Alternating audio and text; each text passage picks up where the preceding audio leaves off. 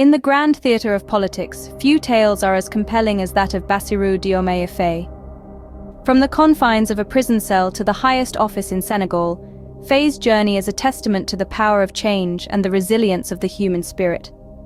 Our story begins in early February 2024, amidst the swirling controversy of Senegal's postponed presidential election.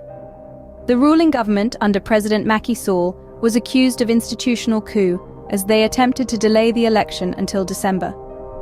The country, known for peaceful transitions of power, found itself on the brink of chaos as major opposition figures were jailed or excluded from the ballot. In the midst of this turmoil, a new hero emerged.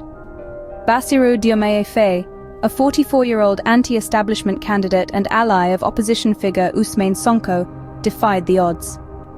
Despite facing imprisonment and charges, Faye declared his candidacy for the presidency. His campaign focused on promises of change and anti-corruption efforts, which aligned perfectly with his background as a tax inspector. The first round of voting was held on March 24th. Against all expectations, Faye, fresh from prison, won the presidential election with over 54% of the vote. He was set to replace Macky Sall, who had ruled for 12 long years. His victory was a beacon of hope in a period of political turbulence and protests against the outgoing leadership.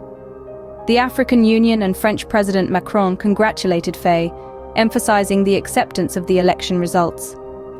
His inauguration as the country's fifth president was set for April 2nd, marking an extraordinary turn of events. Faye, a left-wing Pan-Africanist, was the youngest president in Senegal's history at 44. His campaign promises of reform, anti-corruption measures, and better management of natural resources resonated with the young and frustrated populace.